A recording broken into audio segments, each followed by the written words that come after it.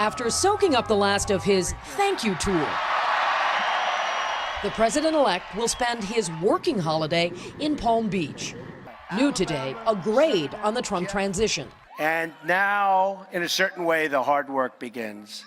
50% approve of the way Donald Trump is handling his transition.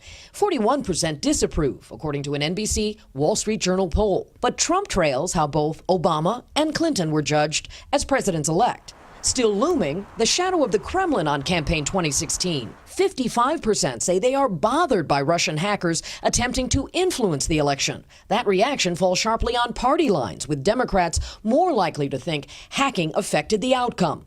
That is serious, serious stuff. Today, new bipartisan calls for a special Senate investigation. Top Democrat Chuck Schumer.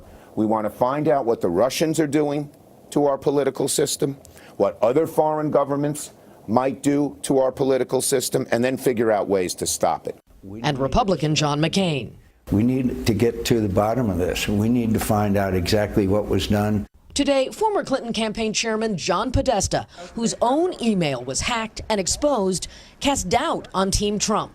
Well, I think really not what Mr. Trump knew, but what did Trump Inc. know and when did they know it? Were they in touch with the Russians? I think those are still open questions. Trump advisor Kellyanne Conway said there was no contact with Russia. Absolutely not. And I discussed that with the president-elect just last night. Those conversations never happened. Intelligence experts say the U.S. should respond firmly, but how to strike back is a challenge.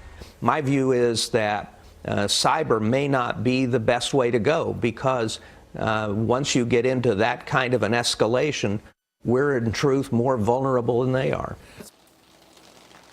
Donald Trump has not acknowledged Russia being behind the hacking, despite his access to intelligence. Tomorrow is another milestone in the transition of power as members of the Electoral College meet in their state capitals at noon to vote. Some of them had requested to be briefed on the hacking first, but that request was denied by the Director of National Intelligence.